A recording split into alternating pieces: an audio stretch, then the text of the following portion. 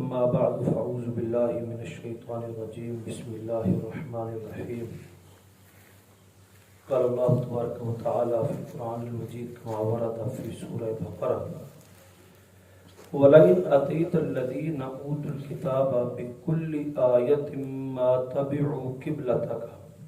وَمَا أَنْتَ بِتَابِعٍ قِبْلَتَهُمْ وَمَا بَعْضُهُمْ بِتَابِعٍ قِبْلَةَ بَعْضٍ وَلَئِنِ اتَّبَعْتَ أَهْوَاءَهُمْ مِنْ بَعْدِ مَا جَاءَكَ مِنَ الْعِلْمِ إِنَّكَ إِذًا لَمِنَ الظَّالِمِينَ۔ یہ آیت مبارکہ اللہ رب العالمین نے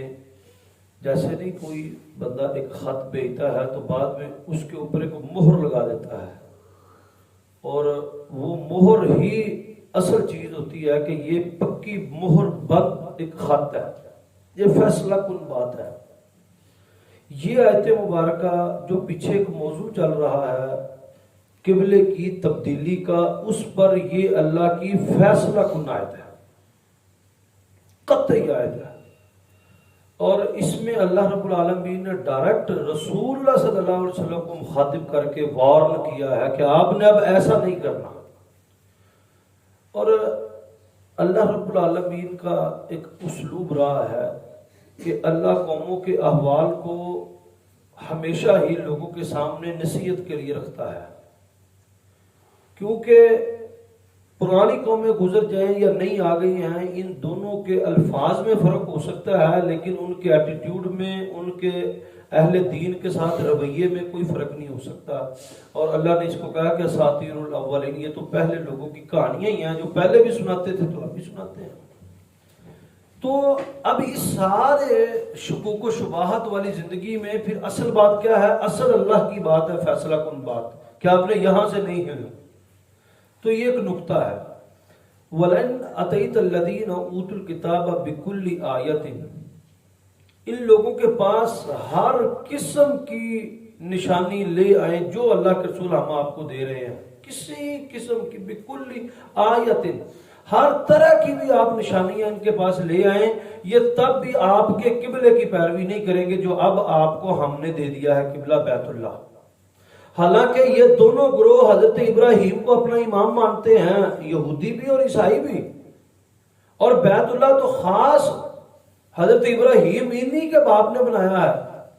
لیکن یہ آپ کے قبلے کی اب یہ پیروی نہیں کریں گے، آپ چاہے کتنی ہی نشانیاں ان کے اوپر لے کر آ جائیں۔ یہ پکی بات ہے، بِكُلِّ آیَةٍ مَا تَبِعُوا قِبْلَتَكَ وَمَا أَنْتَ بِتَابِعٍ قِبْلَتَهُمْ، اور آپ بھی کبھی ان دونوں کے قبلوں کی پیروی نہ کرنا، نہ یہودیوں کے قبلے کی نہ عیسائیوں کے قبلے کی۔ وَمَا بَعْضُهُمْ بِتَابِعٍ قِبْلَةَ بَعْضٍ، یہ ہے وہ نقطہ، یہ لفظ، اور یہ بھی ایک دوسرے کے قبلے کی پیروی نہیں کرتے،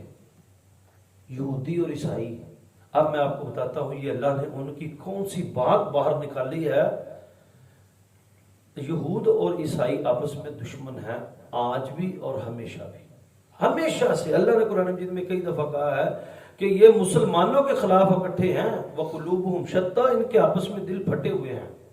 ان کو اکٹھا کبھی نہیں جاننا، یہ الگ الگ ہے، یہود اور عیسائی، یہ اکٹھے نہیں ہیں۔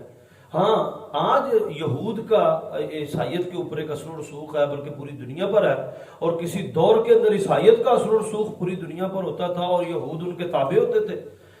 اللہ نے یہاں پر جو بات نکالی ہے، یہ دونوں بھی ایک دوسرے کے قبلے کی پیروی نہیں کرتے، جبکہ یہودیوں کا قبلہ بھی بیت المقدس ہے اور عیسائیوں کا قبلہ بھی بیت المقدس ہے۔ اب میں نے یہ بات پہلے بھی بتائی ہے کہ یہاں پر تو یہودی بھی مسجد اقصیٰ کی طرف منہ کر کے نماز پڑھیں گے اور عیسائی بھی مسجد اقصیٰ کی طرف منہ کر کے نماز پڑھیں گے، جو ان کی اپنی عبادت ہے۔ جیسے ہی مسجد اقصیٰ کے اندر انٹر ہو جائیں گے تو یہودی مغربی کونے کی طرف منہ کر کے نماز پڑھتے ہیں اور عیسائی مشرقی کونے کی طرف منہ کر کے نماز پڑھتے ہیں۔ وہاں پر دونوں کے قبلے الگ ہیں، وہاں پر دو قبلے ہیں، الگ الگ ہیں۔ اللہ نے یہاں پر ان کی یہ بات کہی ہے کہ یہ ایک دوسرے کے اتنا شدید مخالف ہے کہ یہ آپس میں ایک دوسرے کے قبلے کی پیروی نہیں کرتے، اور تمہیں کہتے ہیں کہ تم ہمارے قبلے کی پیروی کرو۔ یہاں پر حضرت عمر رضی اللہ تعالیٰ عنہ کا ایک قول ہے، حضرت عمر نے کہا کہ اللہ کے رسول صلی اللہ علیہ وسلم، کیا یہ صرف قبلے کی پیروی کی بات ہے؟ کیا یہ صرف قبل رخ ہونے کی، ایک ڈائریکشن ہونے کی بات ہے؟ اس پر رسول اللہ صلی اللہ علیہ وسلم نے فرمایا نہیں، یہ ان کی اطوار کی بات ہے، ان کی تہذیب، اطوار کہتے ہیں تہذیب، ان کی تہذیب کی بات ہے کہ اگر عبادت والی ایک چیز ہے، قبلہ ایک میں نقطہ جو بتانے لگا ہوں، قبلہ ہونا ایک عبادت کا نشانی ہے، اس کے باوجود ہی کوئی آدمی کسی ایسی جگہ پر موجود ہے جہاں پر قبلہ اس کو معلوم نہیں ہے، اور اللہ نے کہا ہے کہ قبلہ بیت اللہ ہی ہے، فرض ہے بیت اللہ کی طرف منہ کر کے نماز پڑھنا، لیکن اگر کسی کو معلوم نہ ہو، کہیں جنگل میں ہے تو فَأَيْنَمَا تُوَلُّوا فَثَمَّ وَجْهُ اللَّهِ، تو پھر تم جس طرف بھی منہ کرو رب اس طرف ہی ہے۔ اتنی اہم بات کے اندر بھی ریلیکسیشن موجود ہے، لیکن ان کی تہذیب کی پیروی میں قطعاً کوئی ریلیکسیشن نہیں ہے۔ یہاں تک کہ اللہ رب العالمین نے قرآن مجید میں یہ ان کا قبلہ، ان کے اطوار، ان کے طریقے، ان کی عبادت کا طریقہ، اب دیکھیں یہ اب ہمارے ہاں مرغی سروں پر پھیر کر پھینکی جاتی ہے، یا آپ راوی جائیں یا ادھر گندے نالے پر بھی جائیں تو انہوں نے وہ چھچڑے سے بندے کے سر کے اوپر سے وار کر پھینکتے ہیں، یہ کیا چیز ہے؟ یہ کتوں آئی ہے؟ یہ اہل یہود کا طریقہ ہے۔ اہل یہود کیا کرتے تھے کہ اہل یہود کوئی بھی جانور ہے، اس کا ایک گوشت کا ٹکڑا ہے یا کوئی بکری، وہ مرغی ہے یا گوشت ہے، تو وہ بندے کے سر کے اوپر سے وار کر تو پھر اللہ کے نام کا دیتے، پھینکتے، صدقہ کرتے یا کچھ بھی کرتے، یہ ان کا طریقہ ہے۔ اور اللہ نے کہا کہ وما محمد الا رسول محمد رسول اللہ والذین معه اشداء علی الکفار رحماء بینہم، کہ اہل ایمان کی یہ صفت ہے کہ وہ کفار کے خلاف شدید سخت، ان کی آئیڈیالوجی، ان کی ثقافت، ان کی تہذیب، ان کا کلچر، ان کا دین اپنانے میں سخت، صرف اکیلا مخالفت میں سخت نہیں، ان کے ہر طریقوں میں سخت۔ تو اب اللہ رب العالمین نے نبی اکرم صلی اللہ علیہ وسلم کو ان کے قبلے کی پیروی سے بھی منع کیا، اور پھر کہا کہ تمہارے پاس یہ کتاب جو آ چکی ہے ما جاء من بتاب قبلتم اور ولا نتبعت اهواهم من بعد ما جاءك من العلم انك لمن الظالمین، تو پھر آپ انك اذا لمن الظالمین، تو آپ ظالموں میں سے ہو جائیں گے۔ تو یہ بات جان لیجئے، اہل کفر کی پیروی، ان کے تہوار، ان کی ثقافت، ان کی تہذیب میں چانپ خوشی، چانپ اٹریکشن، پراؤڈ جن کو فیل ہوتا ہے نا،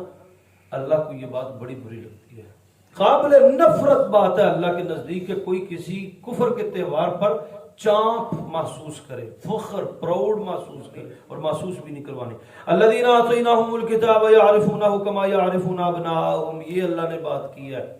اور وہ لوگ جن کو ہم نے کتاب دی ہے اس سے پہلے، اسلام آپ سے پہلے یہود اور عیسائیوں کو یہ اہل کتاب ہے، ان کو اہل کتاب کہتے ہیں، ان کو جو اہل کتاب ہیں یعرفون کما یعرفون ابناءہم، اللہ کے رسول یہ آپ کو ایسے پہچان رہے ہیں جیسے اپنے بیٹوں کو پہچانتے ہیں۔ یہ نہیں ہے کہ ان کو پتہ نہیں چل رہا کہ آپ سچے رسول ہیں، اور یہ انجانے میں آپ کی مخالفت کر رہے ہیں یا انجانے میں آپ کا انکار کر رہے ہیں، یہ آپ کو اب ایسے پہچان گئے ہیں جیسے اپنے پتروں کو پہچانتے ہیں۔ کوئی بندہ اپنے پتر کو نہیں بولتا، تو اب ان کی اگر مخالفت ہے تو پھر یہ تباہی کے کنارے پر ہے، کیونکہ اللہ کسی قوم کو اس وقت تک تباہ نہیں کرتا جب تک وہ آنے والے رسول کو اچھی طرح جان نہ لے کہ یہ واقعی اللہ کا رسول ہے۔ جو انجانے میں مارا گیا اس کا وہ تو کل قیامت کے دن کہہ دے گا کہ اللہ میرے اوپر تو ابھی اللہ کے رسول کی رسالت آشکار نہیں ہوئی تھی، واضح نہیں ہوئی تھی، معلوم نہیں ہوئی تھی، ابھی کچھ شکوک و شبہات اور کچھ گلیں باتیں اور کچھ سوالات میرے پڑے ہوئے تھے، کراس کوسچنز تھے، تو عذاب آ گیا۔ نہیں، اللہ اس وقت تک قوم تباہ نہیں کرتا جب تک قوم اچھی طرح جان نہ لے کہ یہ واقعی اللہ کا رسول ہے۔ اب اللہ نے اگلی دلیل یہ دی ان کی اس بات پر، الذین آتیناہم الکتاب یعرفونہ، یہ آپ کو ایسے پہچان رہے ہیں اور ان کی پہچان اتنی ہو گئی ہے کما یعرفون ابناءہم، جیسے اپنے پتروں کو پہچانتے ہیں۔ وَإِنَّ فَرِيقًا مِّنْهُمْ لَيَكْتُمُونَ الْحَقَّ، ان کا ایک گروہ تو ہمیشہ حق کا انکار کرتا رہا ہے۔ حق کا انکار نہیں، یکتمون کا مطلب ہوتا ہے حق چھپاتا رہا ہے، انکار اور چیز ہوتی ہے، حق چھپانا، کسی تک حق نہ پہنچ جائے، کسی تک سچی بات نہ پہنچ جائے۔ یکتمون الحق،